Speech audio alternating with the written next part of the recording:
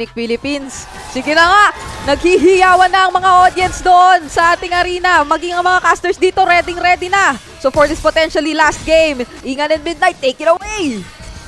Andito na tayo sa match point mga kaibigan. Potentially the last game for Onyx Philippines.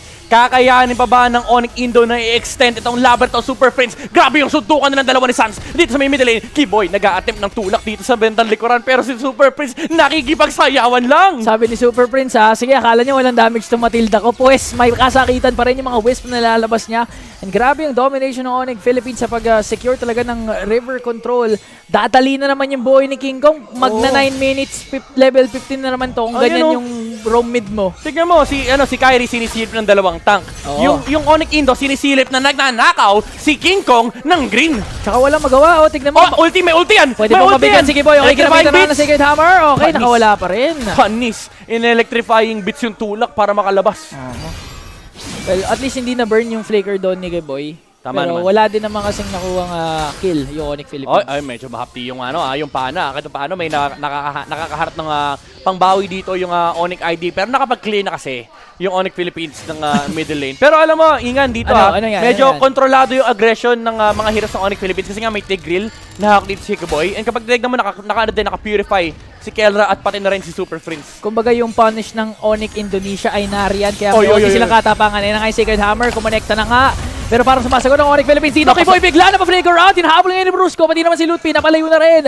Yung kakala mo, Onyx Esports yung may kalamangan. Pinalayo na naman ng Onyx Philippines. Pagtulak, boss nginat-ngat sila ni Kirk kasi Nag-Vengeance lang matulak nag-transform na. Si Kairi yung inabot dito. Tapos nilabas lang ni Super Prince. Iniisa-isa nila si Kairi. Walang magawa yung Suyu. Hindi siya makapag-dash out. And tutumba na nga yung jungler ng Onyx ID. Hindi pa tapos si King Kong. Sumasayaw pa siya dito sa may middle lane. Pero sabi niya kasi may stun si Lutfi. So dito na lang ako sa mga green. Green lang talaga nakikita ni King Kong. Ayan na, totoong green na yun nakita. Pero si Brusco may red na nakita doon. Kaya naman ginawa niya yung AOG.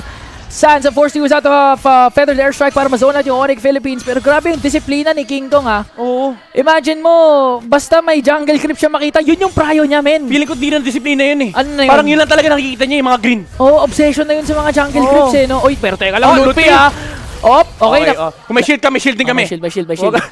Wag kami. Yung sa amin may dash pa. Sabi ni Lutfi, teka lang, wait lang, kakaano lang clash natin sa gitna, binibigyan niya ako kagad. Onyx Philippines, kahit isang kill pa lang nakakuha with their aggression, with their invasions, 1.5k kalagad ng kanilang kalamangan. Yung yung Onyx Philippines, lagi na lang pag kunwari walang nangyayari, ang trip lang nilang gawin, paretrihin yung jungler ng kabila. Every single time si Kairi, kanina pa naka-cooldown yung retry nito Joker pala itong mga to ang hilig mga asar. Oo, naasar bird. Naasar Yun yung inaasar nila para ayun yung may mga ganyan moment. Alam ko yan kabisado ko yung ganyan Pag nagaganyan kami nila Burrito, naiinis na ako Kasi hindi ka makagalaw sa mapa, tapos may chance pa na mag-miss yung mga skills mo, hindi ka nagpa-farm, nasasayang oras mo. Level 7 na si King Kong. Kaya pala pag roam ako, tapos nakatambay ako sa gold lane, naiinis ka. Oo. Yun pala kasi yun. ginugulo ko ng mga kalabang ko, tapos yung jungler ng kabila, kung saan pumupunta. Kaya pala. And ganun yung nangyayari kay King Kong at kay Kairi. Si Kairi, stuck siya sa isang part ng mapa, tapos si King Kong, kinukuha lahat ng green. Tsaka si Kiboy, tsaka si Sans, pero teka lang, sa Vero ngayon, nakatikim ng tatlo from Onyx Philippines. Kelra, makapick up ng kill. Ito yung resulta. Sabi ko sa'yo kasi tignan mo yung dalawa, pinoprotektahan yung farm ni Kairi. Ngayon, if sila sa middle lane, galaw ng galaw yung Onyx Philippines and hindi sila makasagot. Dahil saka gusto mag-farm ni Kairi, late siya dito, pero nandoon pa rin naman yung sagot. Feathered airstrike, tatama ba? Hindi, may dash away para kay Super Friends. Makakalabas pa rin ng Onyx Philippines. Grabe, alam mo si Brusco, hindi ko ay teka lang si Kelra. Ayun lang, 4 minutes pa lang, boss. Tinanggal yung Torre. Nako po, mapapa-lane swap na naman to si Savero. Grabe ni Lasit pa, nag-practice mag-Lasit. Sabi niya, bawal kang lumasit mamaya, Super Prince. Alam mo bakit siya nag-practice? Bakit? Napikon siya kay Prince. Yun nga Nag-practice dahil kay Prince. Sabi niya, hindi na pwedeng manakaw sa akin ng mga kill. Pag ako nakakita ng 1 assist sa KDA ko, mapapad trip ako. Sabi niya kay Super Prince, dapat yung items mo, 5 Limang flask. 5 flask.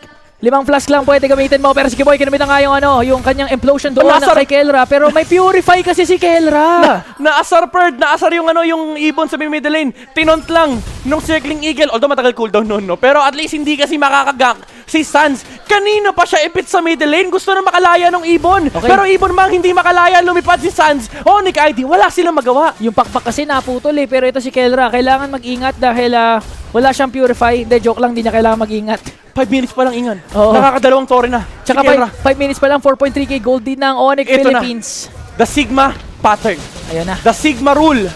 mukhang Ayan na, tinatamaan na ng kidlat. Nagpapakidlat na ngayon ang Onyx Philippines. kung nandyan man kayo sa langit, pues pakinggan nyo yung tunog ng kidlat, yung kulog sa kalangitan. And Onyx ID, nararamdaman nila parang wala silang magawa. Hinihintay na lang nila yung miracle set, yung flicker implosion ni Kiboy. Kailangan maalala niya yung mga memorya niya ng M5. Paano ba niya binaliktad yung laban sa AP Bren? Oo, paano niya binalik? Nilikuran niya eh. Oo. Nagtiwala. Kaya pa naman ng Onyx Esports, especially pag kumonekta yung mga skills na meron sila, specifically the implosion paired up with the feathered airstrike. Kaso ang problema, handa yung Onyx Philippines para dyan. Ma-force out nga ba yung Primal Wrath coming in from Loot P. At si King Kong lang, naghihintay lang ng jungle creeps mag-spawn. Hinihintay lang niya yung orange, hinihintay lang niya yung mga pwede makuha. Yan, makikita natin, again, yung control ng Onyx Philippines dito, Ingan, hindi talaga nawawala. 6 minutes in, 5k gold lead ang kanilang hawak dito. Level 10 grabe, na. sobrang nila, instinctual nila na may tao dito. Pina-first-skillan niya yung bush para sa CC immunity. And if ever may mahanap silang hero, na at least nandun na yung poke damage. Grabe yung muscle memory ng Onyx Philippines. Kumbaga parang kaya nga nila ata maglarong nakapikit eh. Pwede. Di ba? Imagine mo nung game 2, may diversion, hindi nila nakikita pero alam nila na may tao doon. Kaya nga, alam mo, yan ang nagagawa ng Kimpy hairstyle eh. Tama. Natatakpan kasi yung dalawang mata mo eh. So sanay na sanay sila, nasa memorya lang naglalaro na parang may tao dito, inaamoy lang nila. Kumbaga alam mo, na-heightened yung Yung mga senses mo. For other senses. 3 lang pala, wag yung state, sense of taste. Wag mo Oo. didilaan yung cellphone mo. Tama, wag yun. May choke yan. Kailangan, oo tama. Kaya ngayon ang Onyx Philippines 4.7k gold lead. Lahat ng makita ni King Kong, lahat ng makita nila, binibigyan nila at kinukuha nila. And so far, until now, wala pa ring trade ng Onyx. Pero nakatulak naman si Kyrie doon sa top lane. Oo, pero tingnan si King Kong tipid sa retry. Ayaw niyang retry kasi nakikita niya may numero dito, may purple buff. Oo. Sabi niya, ito na naman farm. 7 minutes, level 11, medyo behind ng konti sa timetable dito si King Kong. Pero Onyx ID, tinatry nila yung best nila para iligtas yung purple buff. Kaso hindi nila nailigtas! Si Kyrie sa may top lane, the trades are constantly happening everywhere. Every time, all at once, Onyx Esports tumatakbo na. Mapapatuman na Kelra! dito. Pero yung bala ni Kelra ang makakasalubong nung Gatot Kacha. Grabe men, may Hindi pala dalawang... Gatot Kacha. Si Edith pala. Si Edith, grabe men, nasa gitna na sila ng dalawang tore ng Onyx Esports pero wala silang pake. Nag-AOG pa rin si Brusco, pinasok pa rin nila Kelra. Ganon kalaki ang kanilang kalamangan at ngayon makakakuha sila ng middle lane turret. Super Friends, naghihintay ng perfect opportunity mga circling eagle kasi at any Ayan given na. moment, parang kahit anong initiation gawin ng Onyx Philippines, nakakapatay sila eh. Ito na ang mga Rico. Ay, nako! Si Nolo Kilisile! Sky King! Tapos dinudge pa niya! Dinudge pa niya yung tulak! Sinidestep na ankle breaker! Bali yung paa! Nung Tigreal and Onyx ID, they lose their jungler! And hindi rin nila makuha si King Kong! Ito guys, sa mga nagtatanong kung ano bang kinakain ni King Kong, promise, ito yung kinakain niya, chicken breast, tsaka bangus, itlog, oats, tsaka whey. Screenshot mo. Yan yung kinakain ni King Kong nang galing sa kanya mismo kung bakit siya ganyang kagaling. Screenshot mo, post mo mamaya, the champion diet. Brusco dito with the AOG sa may bandang likuran. Nakalipad naman si Sans. Nakatakbo yung Farsa pero yung Torres sa may middle lane. Mukhang hindi nila kaya depensahan. Pinagbabaril yung Ibon sa may bandang likuran. Jetsunata hindi matatapos. Hindi nag-proc Sky Piercer pero hinahabol pa nila dito. Si Lutpi sa may top lane. Savero, tinatamaan din ng mga bala pero yung Torres talaga sa middle lane. Yung kanilang punteriya. Kirk, sabi niya, objective kayo. Hoy, ako solo lang warrior dito pero yung Torres ayaw yung banatan. Apat na nag-objective sa Onyx Philippines. Sabi si King Kong, nag-farm lang Sans. Ginamit na kaya feathered airstrike para mapalayo yung Onyx Philippines. Makakabawi pa nga sila dito. Keyboy, wala pang flicker. May implosion. It's gonna take a lot of miracle para makabawi si Keyboy. 9 minutes, 8.9k gold lead. Grabe yung hawak nila dito, 1k gold lead per minute. Eh si Keyboy dito naghaharap ng set, wala siyang flicker, tumakbo pabalik. Ayan na. Nandoon yung Earth Shatter mula kay Lutpi pero walang tatamaan. Nilamig yung Onyx. Naramdaman nila yung hangin. Naramdaman nila. Sabi ni Kirk, oy guys, wag muna tayo mag-asim ha. Lord muna tayo.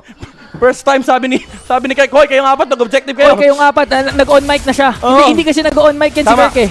Sabi niya mag-objective tayo, mahirap pasukin, may punish potential ng Onyx Indonesia. Kasi sabi niya wala akong maharap na trade pero si Keyboy dito again, may flicker siya, may implosion, tinigil ni King Kong. Yung pagkuha ng Lord, pero yung dash, late yung implosion flicker! And walang kasama rito si Keyboy! The attempt was there! Pero iniwan siya ng mga tropa niya. And ito yung ating diferensya, sabi ng Onyx Philippines, sama-sama kaming pamilya! Onyx Philippines tatanong sa likuran! Hindi sila makakuha ng kill however, pero napa-force yung flicker mula kay Sans at pati na rin kay Savero. Yung major resource na na pwede sana gamitin ng Onyx Esports para madepensahan pa ang Lord na ito ay nawala. 3 seconds bago lumabas si Kiboy. Lord nagmamarcha na dyan sa gitna. Kyrie nakapag-recall sa mga kadepensa pa naman ng 5 sa Onyx Feathered Indonesia. Pero Feathered Airstrike ginamit ng Anisans. Nag-tower lock ang Onyx Philippines doon sa mid lane turret. Pumasok na! Eto si Brusco! Nandoon yung depensa pero strict ng Eagle ay kinasana from Onyx Philippines. Tutumba si Lutpi. Mamamatay na yung Edith. And yung Lord nagtatower lock dito sa base. Mapapatay pa nila si Kiboy. He's gonna go down! And nararamdaman na ng Onyx Esports ang tunog ng kulog! Hindi sana lang! Ang kailangan nila mapatumba yung base na lang ng Onyx Esports! And ang kulog! Ang tunog ng kulog ang nararamdaman ng nadadama ng pagbagsak ng Sky Kings sa kalangitan! Ang pamilya ng Onyx Philippines!